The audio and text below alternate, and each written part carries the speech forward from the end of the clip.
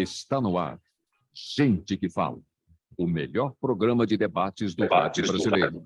Gente que Fala. Tem texto e direção geral do jornalista Fausto Camunho. Gente que Fala. Reúne de segunda a sexta-feira formadores de opinião para discutir as principais notícias do dia. Gente que Fala. Tem o selo de qualidade APCOM. Olá, olá, boa tarde. O programa Gente que Fala está começando ao vivo pela Rádio 365, a sua rádio de todos os dias, transmissão também pela AltV, a TV da internet e pelas nossas redes sociais, Instagram, Facebook, nosso canal no YouTube, tudo no ar, tudo à sua disposição para você acompanhar nossa jornada de hoje, segunda-feira, até 1 da tarde. A gente quer você aí curtindo, comentando, compartilhando a transmissão do programa Gente que Fala. Participe também pelo WhatsApp, fazendo perguntas aos nossos entrevistados. 973350038 é o número de sempre, 973350038. 12:01 agora, eu sou o Mauro Friesman. Vamos conhecer os nossos convidados de hoje, que vão tratar dos temas propostos por aqui. Segunda-feira, como eu disse, vamos com empenho, vamos com dedicação, saúde para todo mundo. Eu apresento aqui o Dr. Jacques Buchatsky, ele é advogado, diretor de legislação do inquilinato do Secov São Paulo, também pró-reitor da Universidade Corporativa do Secov São Paulo. Tudo bem, doutor Jacques? Bem-vindo. Bem, bom dia, muito obrigado pelo convite, pela convivência com todos vocês. Vamos conversar. Vamos conversar. Também com a gente a Vera Lúcia Tusco, arquiteta, sócia da ARC, T+G Arquitetas Associadas. Vera Lúcia, boa tarde, bem-vinda, tudo bem? Tudo bem, muito obrigada pela oportunidade. Obrigado pela presença com a gente. Também aqui com a gente o Renato Junqueira, presidente do Grupo Federal Invest. Tudo bem, Renato? Bem-vindo. Bom dia, boa tarde, tudo bem com vocês? Estou disponível, vamos lá. Vamos lá. E o Reiner Pessoa, ele é especialista em seguros em Miami e está agora por lá, portanto eu não vou dizer boa tarde para ele ainda, vou dizer bom dia. Tudo bem, Reiner? Como é que estão as coisas? Bom dia, feliz em participar aqui hoje. Muito obrigado. Que horas são aí agora, 10 ou 11 da manhã? Agora são 11h02. 11h02, 1 hora de diferença aqui de São Paulo. Muito bem, gente, a gente vai agora para o nosso primeiro assunto aqui, para análise e para o debate de vocês, que é o seguinte: o início da nova gestão de Lula tem tido uma ajuda inesperada da economia global, já que todos esperavam uma atividade mundial bem mais fraca do que os últimos indicadores têm revelado, o que deve fazer com que o Brasil colha um ano de bom resultado da balança comercial. Os analistas ainda tentam entender essa força na atividade global, já que o mundo lida com um cenário pouco comum. Enquanto a confiança de consumidores e empresários está em queda, a atividade, sobretudo no setor de serviços, ainda não apresenta uma desaceleração acentuada. Renato, eu começo com você a respeito desse tema. Temos um paradoxo aí, né? Porque a questão da confiança dos consumidores e empresários em queda, mas o setor de serviços, pelo menos, né, não tem uma desaceleração, como eu destaquei aqui na nossa nota. Como é que você avalia? Bom dia, amigos. Boa tarde, amigos.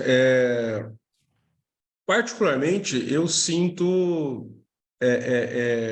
pelo menos na parte dos empreendedores, na parte dos empresários, eu lido com eles praticamente todos os dias, tá? Sim. No dia a dia, é lógico que existem ou algumas outras influências que tenha trabalhado um pouco, mas o que eu sinto é que, sinceramente, o povo está um pouco com medo, né? Assim, hoje em dia, o hábito mais comum no dia a dia das empresas, dos negócios, do cotidiano, por mais que a gente entenda que existe um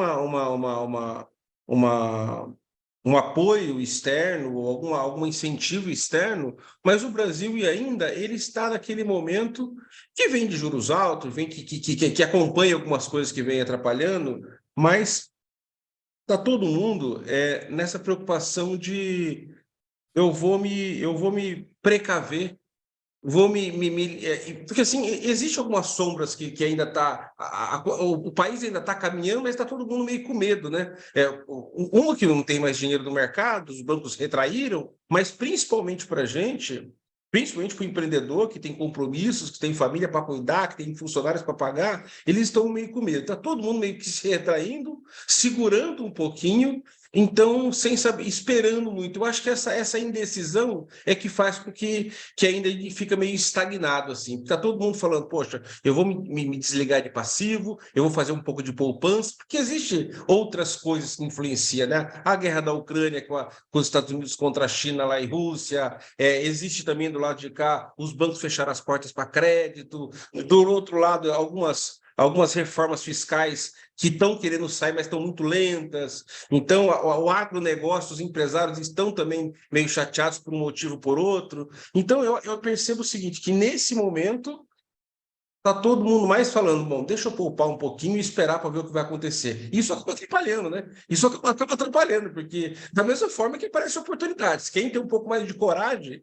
eu acho que pode se dar bem, porque quando ninguém vai, quem tem coragem de ir acaba podendo se dar bem se ele montar um estudo de mercado, se ele fizer uma coisa um pouco mais planejada. Mas eu percebo que, neste momento, está todo mundo meio que esperando um pouquinho mais para ver o que vai acontecer, e com medo de que aconteça alguma coisa mais séria. Então, tem gente até, Mauro, já se livrando de custos. Pô, meu carro que está financiado, eu quero vender, eu quero poupar um pouquinho mais, para esperar o que vai acontecer. Daqui a 3, 4 meses eu posso comprar. Mas hoje eu estou me livrando de passivos, me retraindo um pouco nos gastos para ver o que vai acontecer. Então, isso acaba não fermentando tanto a economia. Eu não sei como os amigos acham isso, mas o que eu sinto na pele, no dia a dia, é isso, entendeu?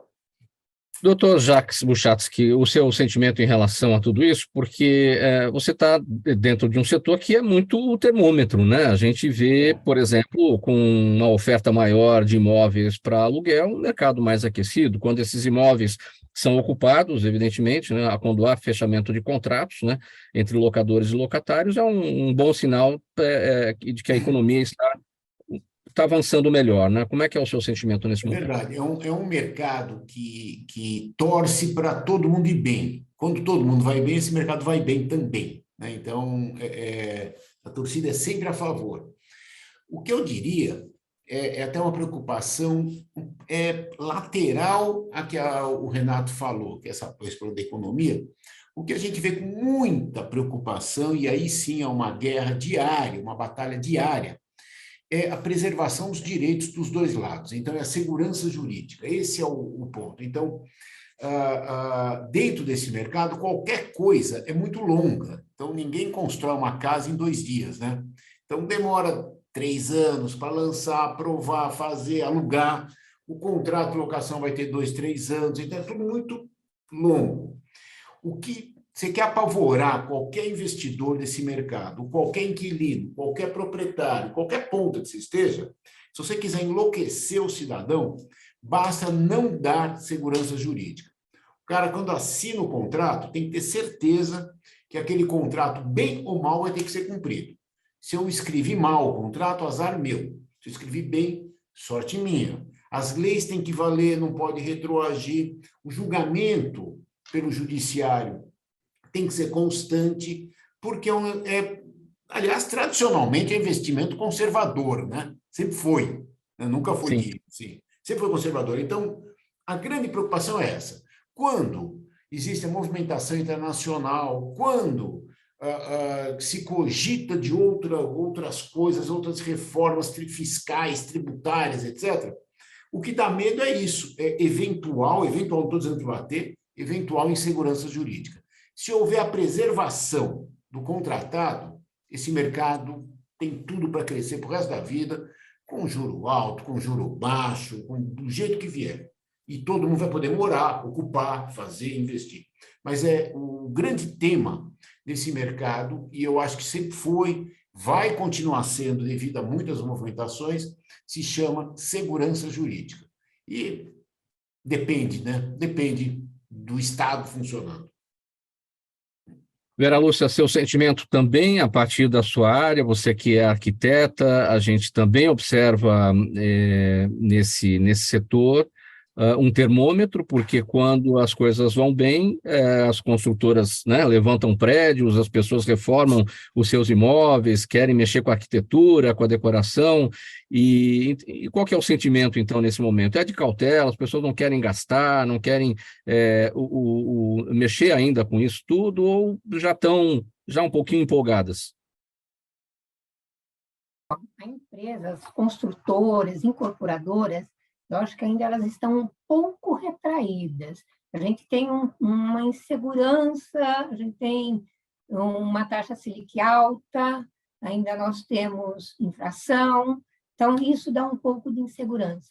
Porém, para o consumidor final, né, a pessoa física que vai fazer a sua reforma ou vai querer construir a sua casa, ele também está postergando.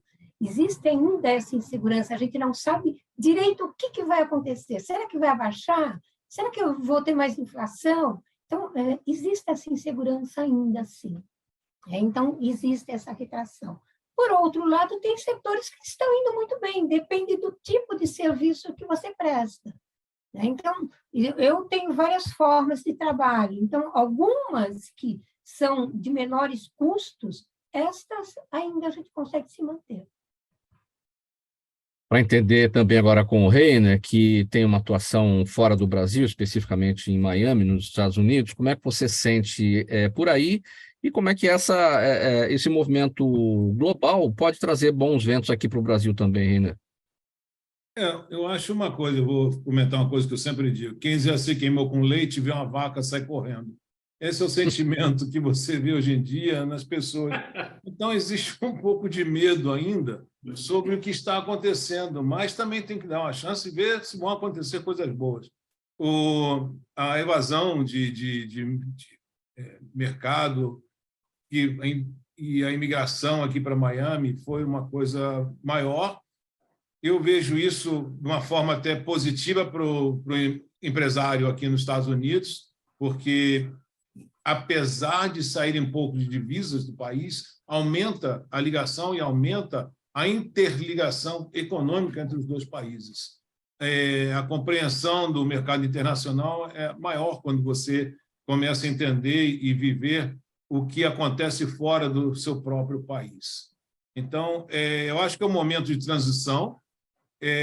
Eu acho que todo mundo deve tentar ir para o lado positivo e fazer o melhor que se pode. E é uma coisa que eu fico muito assim, tenho muito cuidado de dizer, porque é muito fácil você dar uma opinião em algo que não vai te afetar. E felizmente, no meu caso, pessoalmente, é esse. Eu estou assistindo de fora o que está acontecendo no país que eu nasci. Então, é uma posição confortável na qual eu tenho minha opinião e, muitas vezes, eu acho que eu não tenho até direito de expressá-la completamente, porque eu não sofro diretamente sobre a consequência do que acontece aí. Entende? Essa é realmente minha posição pessoal. 12h13, minha gente. Programa Gente que Fala no ar pela Rádio 365, a sua rádio de todos os dias. A gente transmite também pela AltV, a TV da internet e pelas redes sociais, Instagram, Facebook e o nosso canal no YouTube. Edição de segunda-feira, a gente vai agora aqui para o segundo tema do programa Gente que Fala de hoje. O indicador que reajusta a maioria dos contratos de locação, o IGPM, está em queda, causando uma dúvida, principalmente ao locatário. Aí a pergunta é: o valor do aluguel pode ser reduzido se a variação anual do IGPM for negativa? Para os especialistas, é razoável concluir que é legal a redução do aluguel, assim como o aumento, mas é importante que o contrato promova o equilíbrio da relação entre os celebrantes. Para facilitar a conta, o Secovi São Paulo divulga mensalmente o fator de atualização. Bom, doutor Jacques, essa pergunta é importante, né? O valor do aluguel pode ser reduzido se a variação anual do IGPM for negativa, porque geralmente no contrato de aluguel diz lá, o contrato será reajustado a cada 12 meses, de acordo com o IGPM, e a gente sempre imagina que vai ser reajustado para cima, nunca para baixo. E aí, na verdade, de se entender que sim, mas não há uma coisa muito clara no contrato, né? é porque quando fazem o contrato, as pessoas esquecem, pode haver deflação ou redução do índice, etc. Essa que é a verdade. Nós temos ainda uma cultura, talvez, um costume, talvez, de sempre piorar as coisas, né? Às vezes não melhorar, mas... É a memória inflacionária, né? Que é a queda da inflação. Não é a primeira vez, eu lembraria que em 2009 já aconteceu essa situação de cair o IGPM, de resultar com perdão da má expressão econômica, né, da deflação, não chega a ser deflação, mas a redução do índice. Então, não é novidade. Como é que tem que funcionar isso? Vamos lembrar. Eu fixo o valor do aluguel em reais, isso é obrigatório, tem que ser em reais, então está lá fixado R$1.000 por mês. Fixo também o índice de reajuste, que as partes escolhem livremente. Aliás, vale a pena até um comentáriozinho depois. As partes escolhem. Tradicionalmente, começou a se falar do IGPM em tudo quanto é contrato. Virou, entre aspas, isso aí os economistas odeiam quando a gente fala isso, né? Virou, entre aspas, o índice do aluguel. Não tem nada a ver com o índice do aluguel, é o índice tomado para reajustar o aluguel, podia ser qualquer outro. Virou moda, funcionou, ninguém reclamou. Agora chegam duas situações graves.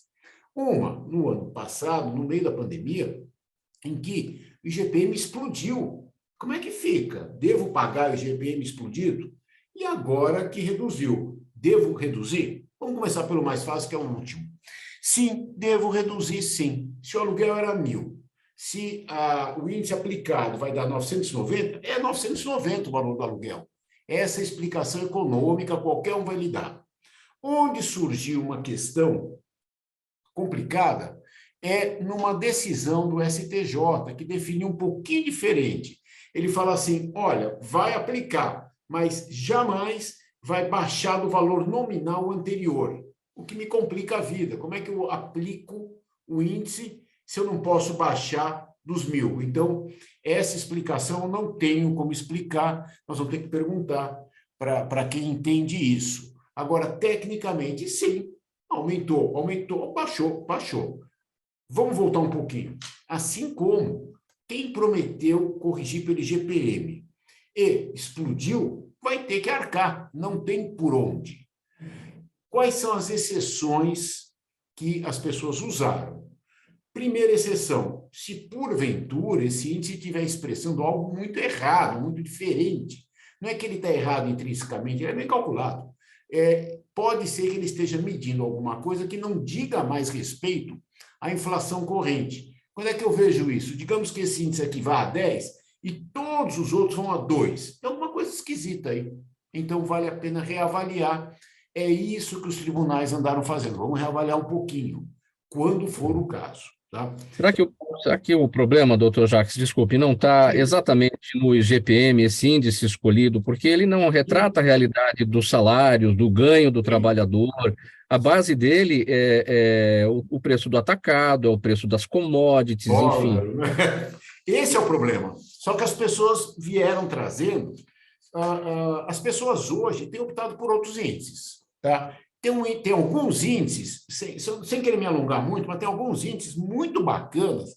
Tem um desenvolvido pela GV, que mede a variação dos aluguéis residenciais, chama IVAR. Existe o IPCA, que é o índice oficial da inflação, que muita gente que brigou com o IGPM caiu no IPCA. Então, por quê? Porque é um índice tradicional, mede a inflação, utilizado pelo Bacen, por todo mundo. Então, vamos que vamos. Então, é também reavaliar. Qual é a principal mensagem que eu acho que deve ficar para as pessoas que vão celebrar contrato de locação? São duas mensagens. Primeiro, o índice é livremente eleito. Eles dois sabem o que vai ser bom para eles dois. Não sou eu quem vai dizer o que funciona para outros dois.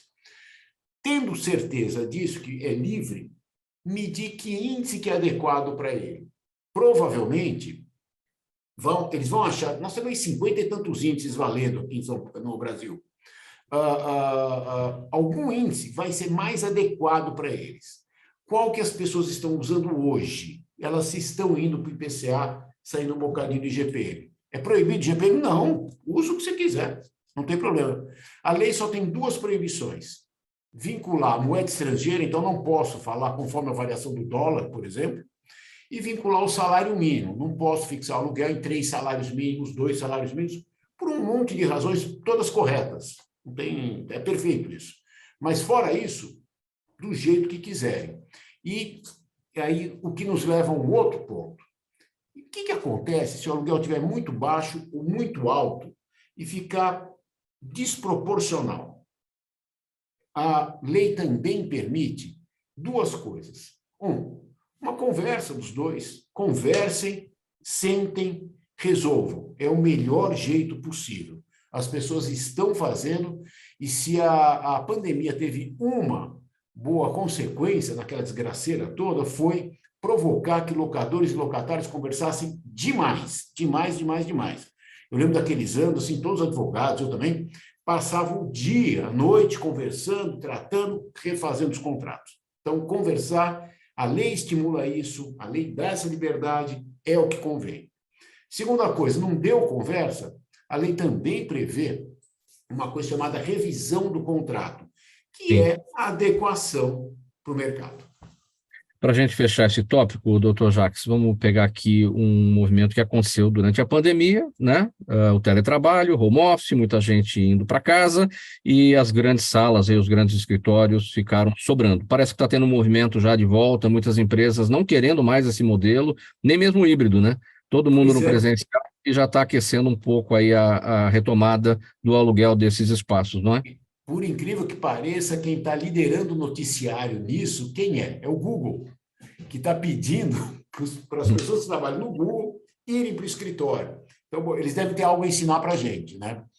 A experiência do home office foi bacana, é moderna, as pessoas gostam. É moderna numas, né? Eu fui pesquisar, já se fazia home office no Brasil Colônia. Então, as pessoas trabalhavam em casa, faziam sabão em casa. Então, não é... aliás, é legal ver como é que as casas eram montadas. Talvez a Vera possa trazer até mais para a gente, mas as casas eram pensadas com uma sala de negócios, uma sala de dormir. Então, era bacana ver. Então, não é novidade nenhuma. Mas o home office é bacana, funciona em termos, não funciona para todo mundo. Mais uma vez, isso a gente tem que aprender definitivamente. A vida não é uma camiseta unissex tamanho único, que serve para todo mundo. Não, cada um tem o seu modelinho. É isso. Então, o home office está reequilibrando. Muito bem, 12h22, programa Gente que Fala no Ar, edição de segunda-feira, aqui pela Rádio 365, sua rádio de todos os dias, AllTV, TV da internet e também pelas redes sociais. Próximo assunto. No mundo cada vez mais plural, pensar em inclusão nos projetos de arquitetura e urbanismo se tornou obrigatório, especialmente numa cidade em que até os prédios e praças públicas estão cercadas por grades. Um bom exemplo dessa nova visão é o Sesc Avenida Paulista, que foi inaugurado há 5 anos. O prédio foi planejado como um grande espaço de convivência multiuso, levando em conta a vizinhança com atividades similares, os níveis de ruído dessas atividades, o volume de público na unidade e os visuais externos. Vera Lúcia, bom, primeiramente, essa tendência, né, de pensar em inclusão nos projetos de arquitetura e urbanismo, de fato é uma tendência? Na realidade, a inclusão já é obrigatória. Nós temos uma norma da ABNT, que é a 9050, que trata da acessibilidade. Então, a norma obriga, né? É uma lei, é uma das poucas normas que a gente fala que é lei. Então, todos os prédios, independente se ele é residencial, se ele é corporativo, se ele é industrial, nós temos que atender às demandas dessa norma. Ou seja, o desenho tem que ser universal, atender a todos, seja uma pessoa com necessidades especiais, um cadeirante, uma pessoa com problemas de visualização, problemas visuais ou auditivos. Então, essa norma ela abrange o que a gente chama de desenho universal. Atende a todos os seres, a todos os gêneros, né? E a todos os tipos de pessoas, todas as necessidades que o ser humano tem. Com relação ao Sesc Paulista, o Sesc é um projeto de retrofit, né? Antes, eu devo dar o crédito ao SESC, eu fui a coordenadora desse projeto na época, mas o projeto é da Königsberg Vanuc. Eu trabalhava na época nesse escritório, hoje eu tenho o meu próprio escritório, mas durante um longo período eu trabalhei nesse escritório, foram meus grandes mestres, eu agradeço ao Jorge e ao Jean. E, voltando ao SESC, o SESC ele tem algumas peculiaridades. É um retrofit, é um prédio antigo, que se aproveitou toda a estrutura, e lá teve algumas coisas que a gente não teria um SESC normal, porque o SESC normalmente é voltado a práticas esportivas. Lá eu não tenho quadra, não tenho piscina, porque o espaço não permitia isso. Então, se criou um projeto voltado à arte, à tecnologia e aos cuidados do corpo. Então, tenho lá 17 pavimentos, a entrada do prédio já é praticamente na Paulista, né? Então, isso já dá uma integração, né? Não intimida a pessoa, é um convite para você entrar ao prédio. Se afastou um pouquinho as portas de entrada para dar uma largada na calçada, permitir que há uma fruição maior ali. E no prédio em si todo eu tenho auditórios, eu tenho restaurantes, eu tenho um mirante que é muito legal, e tenho lá atividades que ocorrem com corpos, ginásticas, tenho salas de exposições. Então, essa integração toda teve que couber no projeto. Esse projeto ele tem como dos principais tópicos um terraço na lateral, que te dá toda uma visão do entorno, e você tem toda essa integração. Quando que você está dentro do prédio, você tem uma leitura diferente quando que você olha para as janelas, porque as janelas não são umas janelas normais, ela tem diversos formatos. Então, o que quer isso? Quer que você leia a cidade com diversas formas, né? A cidade não é uma coisa única, ela tem diversas atividades, e o prédio quer isso, né? Essa foi a intenção do SESC Paulista. Vera, por falar em SESC, e aí a gente fica feliz, né? Não sei se se já é definitivo, surgiu aí nos últimos momentos aquela informação de que o velho prédio do Mapping, lá na Praça Ramos de Azevedo, se tornaria ali um novo SESC, né? Não sei, eu não tenho acompanhado de perto para saber se isso tá nessa vibe aí, se está nessa pegada. Se isso virar mesmo, o que dá para fazer naquele prédio, né? Nós que somos jovens há mais tempo, como diz o nosso amigo Lucas Neto, aqui na 365, a gente conhece aquele prédio como, né, muitos andares ali que funcionaram para loja de departamento, enfim, tem muita coisa para se fazer ali, transformar aquilo numa coisa moderna, adequada, né, para as atividades do SESC e, claro, trazer um ar novo e revitalizado para o centro de São Paulo. Sem querer interromper, mas interrompendo, se der para alguém fazer aquele trenzinho que tinha na Marquise, na época do Natal, eu acho que os mais experientes vão adorar, vão ficar de joelho lá. Bom, eu acho que assim, eu não conheço o prédio em si, né? Todo projeto a gente precisa. Eu conheço o prédio quando eu era menina, eu ia no Mapping Paulista, mas assim, eu não conheço a estrutura do prédio. Então, a primeira coisa que deve se fazer no projeto é você saber qual é a estrutura, o que a estrutura suporta, né? O que você pode colocar lá dentro de peso que você consegue colocar. No SESC 24 de maio, eu comprei uma piscina na cobertura, porque a estrutura do prédio permitiu, né? Eu imagino que eu não tenha um prédio voltado, tipo, vou ter, entre aspas, dentro do SESC, um concorrente do próprio SESC, que eu tenho ali a 24 de maio muito próximo. Mas eu acredito que eu tenha um prédio voltado também, tipo um SESC Paulista, para arte, voltado para tecnologia, né? Voltado para oficinas. Eu acho que é um pouco carente essa área, né? Você poder dar algum ensinamento, que as pessoas adquiram uma cultura, e você tem oficinas para isso. Então, eu acho que essa poderia ser uma temática do SESC. Eu não estou em contato com o SESC desde quando eu terminei o SESC Paulista, já tem um bom tempo, Eu não trabalho nesse ramo, meu ramo é voltado ao mercado imobiliário e a pessoas físicas, então é um pouquinho diferente, eu não estou na área de institucional. Mas eu acredito que seria isso, seria um edifício voltado para a arte, para uma cultura geral, e não uma prática de esportes, né? Eu acho que caberia essa temática. Vocês, arquitetos, engenheiros, têm um olhar que nós não temos, né, ao andar pelas ruas e observar as construções, enfim, mas do ponto de vista urbanístico, né, São Paulo precisa ganhar muita coisa ainda, né, no sentido da inclusão, não? Eu acho que é assim, pelo que eu viajei fora, que eu fui para o exterior e que eu tenho para cá. Se eu pegar a Europa não tem tanta inclusão assim, não. Eu tive em alguns parques temáticos lá e eu senti falta dessa necessidade de você ter um acesso de um cadeirante, você não ter tantas escadas. E nós estamos caminhando, é muito pouco ainda que se fez, mas ainda se está fazendo. Hoje, todas as construções são obrigadas a atender à acessibilidade, não importa se ela é um institucional, se ela é uma residencial, se é um uso misto, você tem que atender, e isso já é um grande avanço hoje em dia, né? Então, existe falta, sim, em termos de urbanismo, eu acho que ainda falta atender muita coisa, mas a gente está caminhando a pequenos passos, mas vamos chegar lá aí.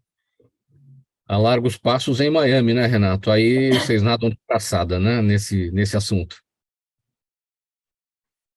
Renato não, o Reiner. Mas, Mauro, mesmo assim, desculpa. Pode seguir. Então, Mauro, Mauro, assim, pegando o gancho, é uma pena que nós só sentimos quando nós estamos com o problema nas mãos, né?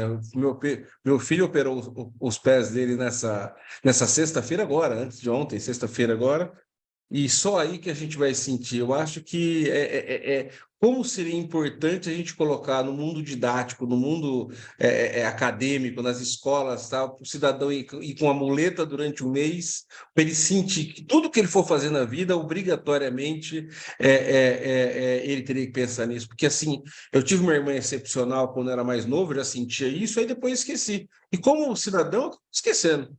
Tá?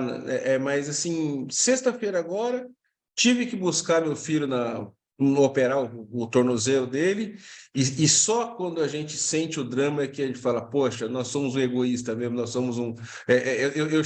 eu acho que chega a beirar a linha do mau caratismo, aí, pô, como é que você pode fazer isso com a população, entendeu? Então é uma pena, fundamental que a gente fosse muito mais inclusivo, né?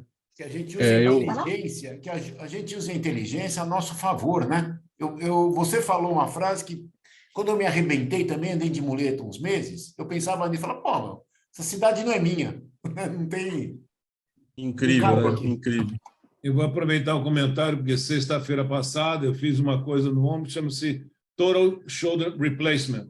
Eu troquei toda a junta do ombro para prótese, agora sexta-feira à tarde. E realmente você vê, quando você necessita um amparo melhor, o que a cidade te proporciona. E, felizmente, aqui realmente é muito diferente. Aqui o apoio é total e completo. Verdade, não tenho o que reclamar.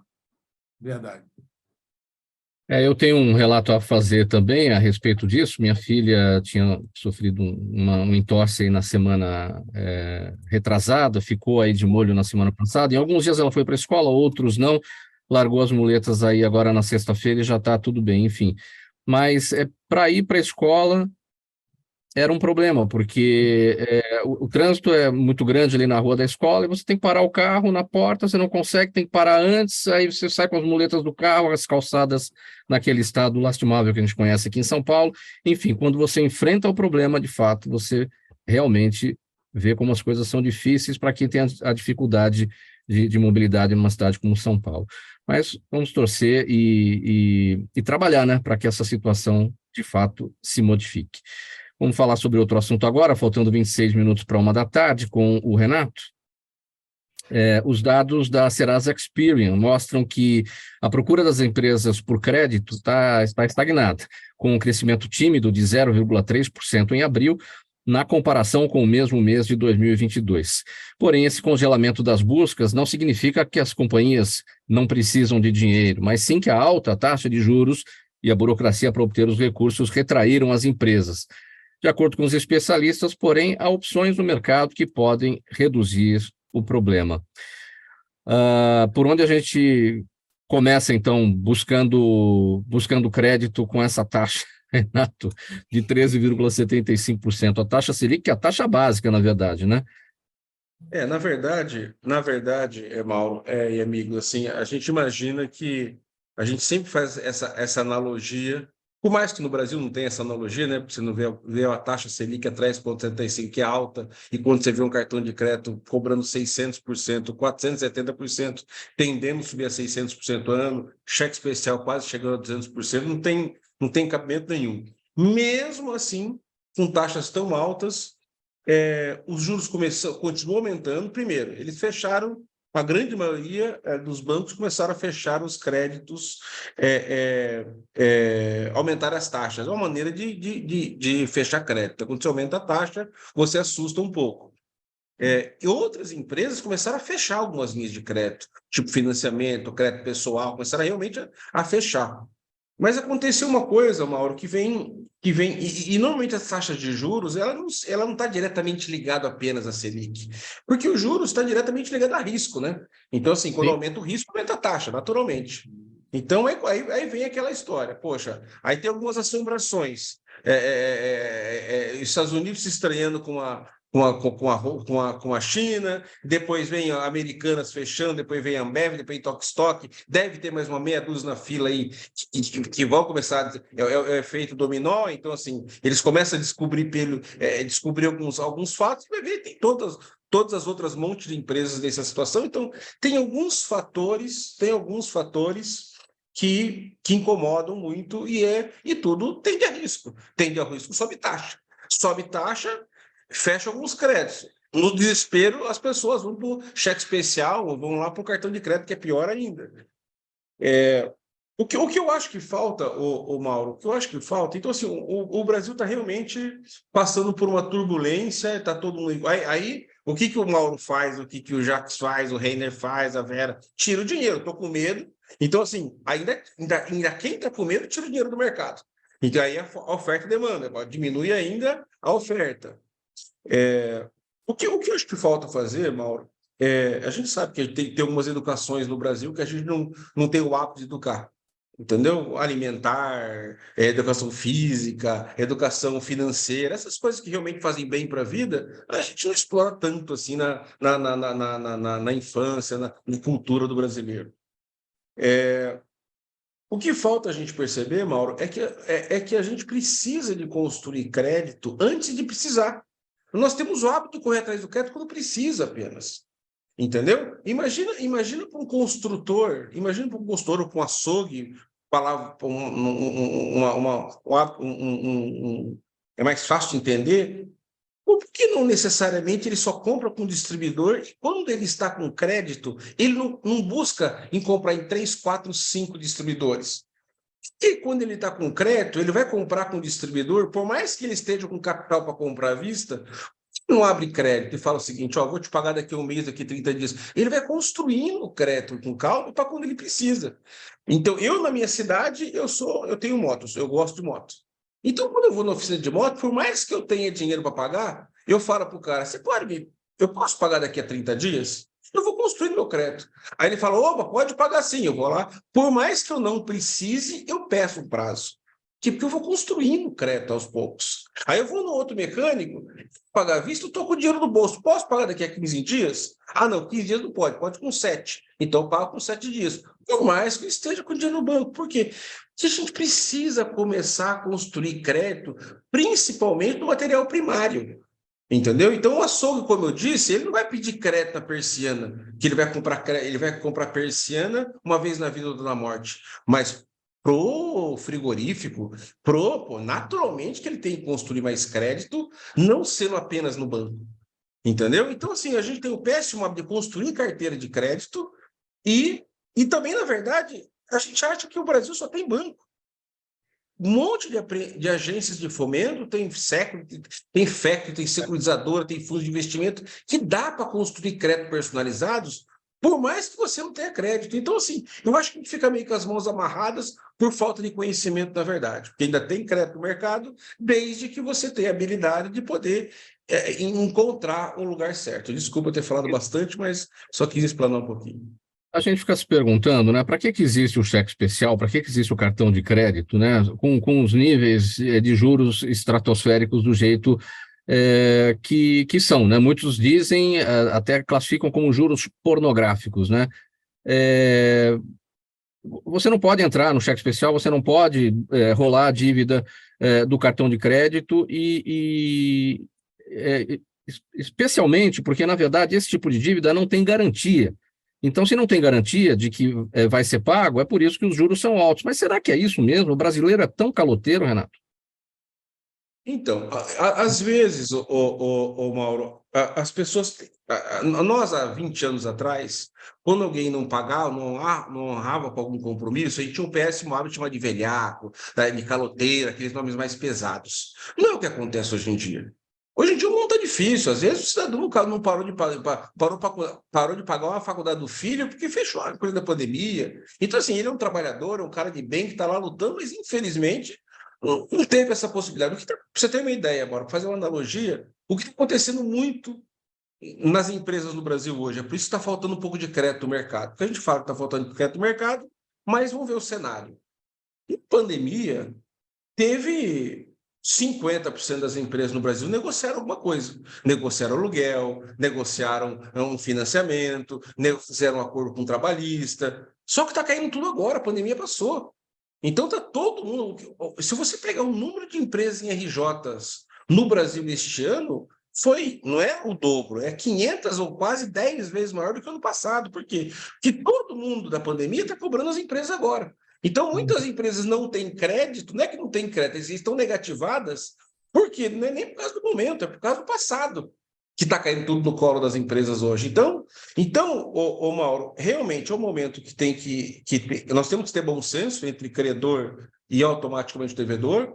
Os empresários, empreendedores, quem está precisando de crédito, tem que saber que tem outras alternativas, entendeu? É um hábito, nós não temos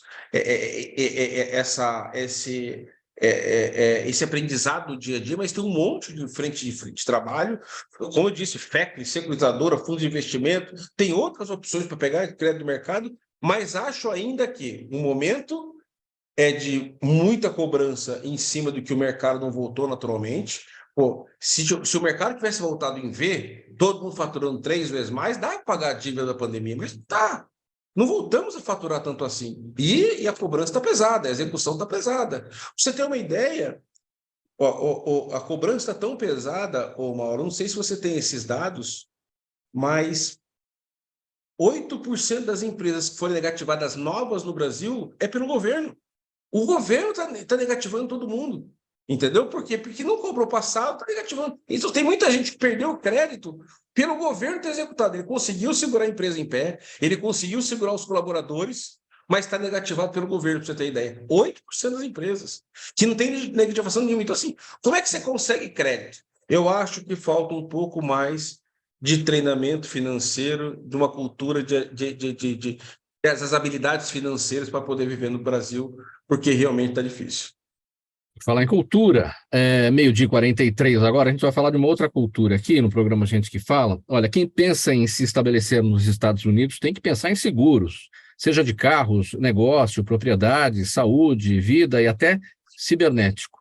Diferente do Brasil, lá há muitos seguros obrigatórios, como o do carro e outros quase sempre necessários, como o da casa, principalmente contra desastres naturais. Só que é muito comum pessoas chegarem ao país, comprarem carro, comprarem casa, esbarrarem nas inúmeras ofertas de seguros sem entender bem o quanto é necessário e quais são os seus benefícios. Por que eu falei em cultura? Porque o brasileiro não tem cultura dos seguros, não é, Reina? Ele vai para os Estados Unidos, onde lá muita coisa é obrigatória, pronto. Aí que está o problema. E muitos deles chegam aqui e não têm nem a consciência e nem o conhecimento, que é obrigatório, é lei. É crime você dirigir um carro sem você ter o seguro no seu veículo. Você pode até abrir mão de ter o seguro na sua propriedade, que é o seu carro, mas a terceiros, o risco de você estar na rua, você não tem esse direito. Você tem que ter o seguro. Então, isso muitas vezes, vou falar o estrangeiro, não só o brasileiro, não compreende isso. Você pode fazer o seguro básico, que é onde, que por obrigação, te cobre a parte médica, $10 mil, você e seus passageiros no seu veículo, e cobre a propriedade de terceiros, o carro de alguém que você venha se chocar, ou até mesmo uma estrutura, uma casa, um shopping. Você vê, de vez em quando, alguém que entra numa loja com um carro. Você tem que ter o seguro contra isso. E quando você financia um imóvel aqui, seja um apartamento ou uma casa, você tem que ter o seguro. Porque a garantia é a estrutura, é o imóvel. Se essa estrutura é destruída e você não tem recurso de reconstruir, a garantia foi para o espaço, foi embora. Você não tem garantia, não tem como pagar. Se você não tem como reconstruir, imagina pagar a dívida que você fez ao banco ou a uma instituição financeira para adquirir essa propriedade. Então, a lei aqui é muito clara nisso. E a parte de desastres naturais, ainda mais agora, que está sendo uma coisa muito mais enfatizada devido ao crescimento dos desastres que estão acontecendo, ela é muito justa, mas é uma coisa que você tem que entender muito bem. Eu moro no apartamento no 21º andar. A pessoa fala, você precisa de inundação? Não, o prédio tem um seguro de inundação, não preciso. Você precisa de seguro de furacão? Preciso, eu tenho que ter. Porque assim que uma tempestade é batizada, não precisa ser um furacão, pode ser uma tempestade. Se ela for batizada, ela é considerada um furacão, storm. E se entrar água no meu apartamento e passar por a propriedade abaixo e a outra abaixo, eu sou responsável. Se a minha apólice não cobre furacão, eu não tenho cobertura para esses danos. Há terceiros. Eu vou ser responsável por eles pessoalmente. Se você tem uma apólice que não cobre furacão e vem uma tempestade, ela não é batizada, não tem nome, e entra em inundação e vai para os outros apartamentos, está coberto. Então, é uma coisa que muitas pessoas que vêm de outros países não entendem isso aqui. No carro, você tem uma coisa chamada comprehensive, que é quando você tem um acidente que você não tem controle sobre ele. Você está dirigindo perto de um caminhão, vê um pedaço de borracha voando e destrói teu para-brisa, a frente do teu carro, que às vezes esses pedaços são bem grandes. Isso você não tem controle. Então, isso você está coberto. Se na sua apólice não tem esse detalhe, você pode vir ficar sem a cobertura para esse conserto, que é parar debaixo de uma árvore e o galho da árvore quebrar e cair em cima do seu carro. Então, muitas vezes, as pessoas não entendem que um agente seguro dos Estados Unidos é o seu advogado público para fazer a sua apólice. A obrigação dele é te proteger contra a companhia que te vai dar o serviço. E é grátis. Você não paga nada. Quem paga é a empresa que está. A empresa paga ao agente. E o agente tem que dar um bom serviço. Senão você não vai referir, nem renovar com ele, pode-se dizer. Então, é uma coisa que não existe. Às vezes, as pessoas não entendem isso. Um cliente, até uma pessoa até bem importante, que veio do Brasil, em Orlando, mandou a apólice, falou, eu fiz seguro, olha para mim, o que você acha? Eu falei, eu acho que você está perdendo um pouco de dinheiro aqui. Por quê? Eu falei, como está a sua piscina? Eu não tenho piscina, mas você está pagando uma cobertura para a piscina na sua casa? Eu não sabia. Você deu um bom exemplo, Reiner, daquilo que é direito e daquilo que é obrigação. Um exemplo bem prático, vamos supor, aí nos Estados Unidos, você pode não ter um seguro para o seu automóvel, mas você tem que ter um seguro para terceiros. Aqui no Brasil existe, dentro da apólice para o automóvel, muita gente não conhece, que é o APP, acidente pessoal por passageiro, e que é opcional isso. Isso deveria ser obrigatório, ou seja, você garantir a indenização para passageiros dentro do seu carro, né, num caso de acidente, é uma obrigação e não uma decisão sua de querer ou não. Aqui é obrigatório. Aqui é obrigatório, é lei. Isso não tem como escapar. Aqui você tem Mesmo que... No básico do básico seguros, ele consta. Inclusive, é uma coisa que, se você tem filhos abaixo de 16 anos, que a partir de 16 anos você pode... um menino pode, uma criança, chamar de um adolescente pode dirigir aqui. Se você tem filhos e eles estão em um carro de outra pessoa e tem um acidente, o seu seguro do seu carro, de $10 mil, cobre a parte médica deles. Quem vive na sua casa tem essa participação do seguro do seu carro na parte médica. É uma coisa que ajuda. Resolve? Não, não resolve. Um acidente de carro, muitas vezes, uma operação que eu tive, é mais de $100 mil. É muito poucas pessoas têm $100 mil para chegar no hospital e pagar, está aqui. Tá meu. Então, você tem que ter um seguro de saúde. O normal é ter um seguro de saúde e você ter a parte médica do seu veículo, onde paga o que nós chamamos de copay, a parte que te corresponde do seguro. Então, você cobre com a parte do seu automóvel e o seu plano de saúde complementa o que você teria que falta na sua conta. 10:50 agora, pessoal. Programa Gente que Fala pela Rádio 365, sua rádio de todos os dias, também pela OTV, a TV da internet e pelas redes sociais. Vamos para as perguntas da audiência, uma para cada um. Eu vou pedir brevidade a todos para que a gente consiga responder para todo mundo aqui, tá bom? Como o Reiner está falando, eu vou com você, Reiner. Quem te pergunta é o Jaime, do Jardim Bonfilholi, aqui em São Paulo. Obrigado, Jaime, pela participação sempre. Por curiosidade, ele pergunta: qual é a estimativa monetária que o setor de seguros movimenta por ano nos Estados Unidos, incluindo Porto Rico e Havaí? Olha, eu vou ser sincero a você, eu não sou capaz de responder essa pergunta neste momento. Posso até buscar e ver, mas eu sou capaz de dizer para você que são de mais de 15 trilhões de dólares o estado da Flórida. Então, a indústria é um monstro. É um monstro porque o seguro aqui realmente é uma coisa que faz parte da cultura, como você vinha dizendo. A cultura do americano é não depender do Social Security, que é a nossa aposentadoria por trabalho, para você terminar a sua vida. A cultura do americano é você ter um seguro de vida para você não deixar os seus familiares dependendo da sua falta e sua família não ter tempo de ficar triste. Desculpa esticar, desculpa. Mas, Mauro Reiner, me escuta? Fala, bem rapidinho.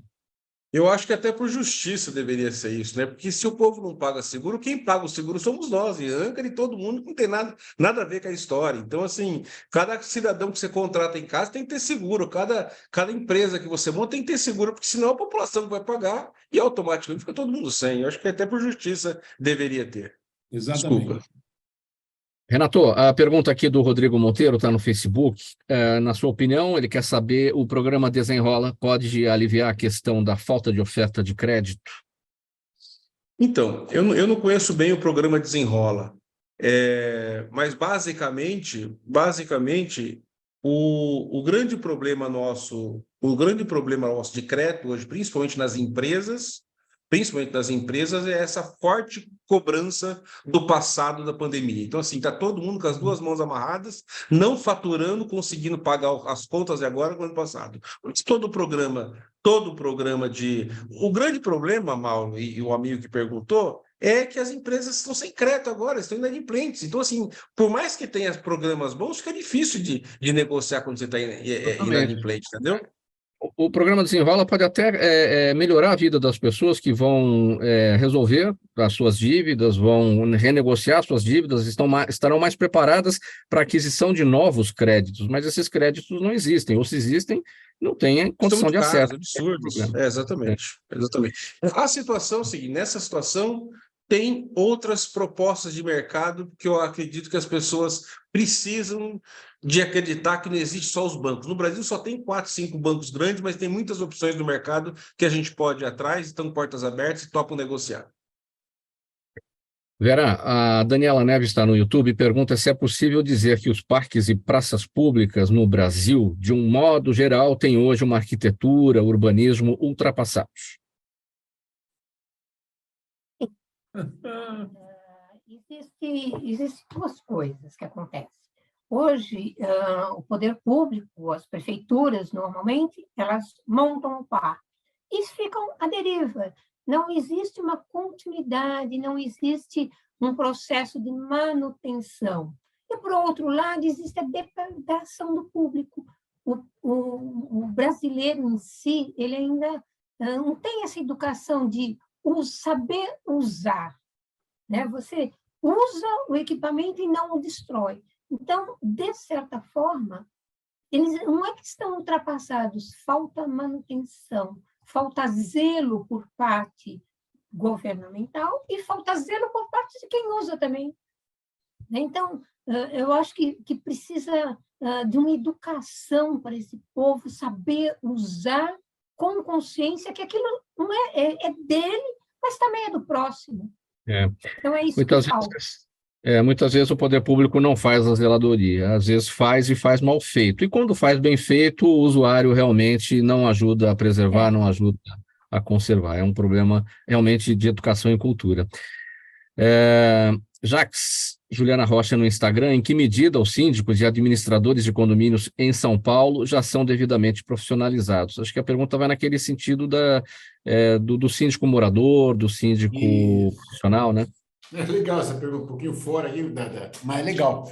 Eu acho que temos duas tendências aí. Primeiro, as pessoas estão realmente utilizando síndicos profissionais, cada um está dando um nome para essa função, o que eu acho positivo, é bem positivo, são pessoas preparadas.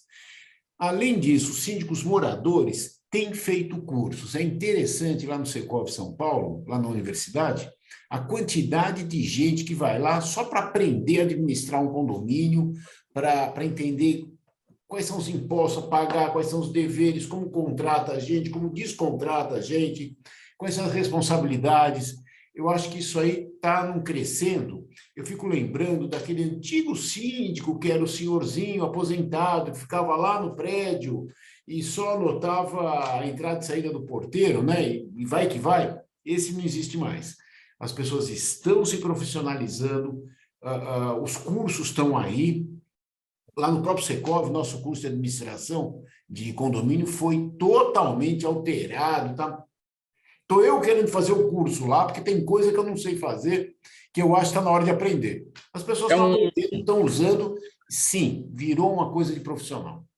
É um novo nicho, né? Um novo mercado de trabalho, né? Porque, na verdade, o morador não quer pegar a bucha, né? Então, ninguém quer se candidatar a síndico. Aí você traz o síndico profissional. Agora, esse síndico profissional vai responder criminalmente, civilmente, tem que estar bem preparado, bem treinado, ele tem que participar de cursos, tem que estar bem formado. Mauro, é interessante dizer o seguinte, tem gente que chega no curso e não sabia que era responsável por um contrato mal assinado. Não, você é assim, você é síndico, É legal saber que síndico, a palavra síndico vem de sindicar, que é de fazer sindicância, que é fiscalizar, né? Talvez o principal dever do síndico é esse. E ele tem que fiscalizar. Fiscalizou mal, é responsável. Daí a necessidade desses treinamentos todos que as pessoas notaram. Eu acho que hoje os síndicos são técnicos ou são profissionais muito bem gabaritados, muito bem mesmo, pelo menos aqui em São Paulo. Vamos colocar um ponto final nessa edição do programa Gente que Fala de segunda-feira. Um agradecimento a todos os participantes de hoje, em nome de toda a nossa equipe, estiveram aqui com a gente. Dr. Jacques Buchatsky, advogado, diretor de legislação do Inquilinato do Secov São Paulo, também pró-reitor da Universidade Corporativa Secov São Paulo. Vera Lúcia Tusco, arquiteta, sócia da Arquite+G Arquitetas Associadas. Renato Junqueira, presidente do Grupo Federal Invest. E o Reiner Pessoa, diretamente da Flórida, em Miami, especialista em seguros. Programa Gente que Fala, realização sempre da ABCom, apresentação minha, Mauro Friesman, pauta e redação Pedro Schiavon, Zenilda Salvato, nossa diretora de produção, jornalista Fausto Camunha, nosso diretor-geral, você ouvinte, você espectador, você internauta, a razão da nossa presença aqui todos os dias. A gente volta amanhã a partir do meio-dia, aqui pela Rádio 365, sua rádio de todos os dias, transmissão também pela OutVia, a TV da internet e pelas redes sociais. Chegando agora aqui na programação da 365, o Lucas Neto, ele volta com o programa O Melhor para a Melhor Idade, vai passar o início da tarde com vocês e a gente se despede com um abraço e uma boa tarde para todo mundo. A gente volta amanhã ao vivo a partir do meio-dia. Um abraço. Tchau, tchau.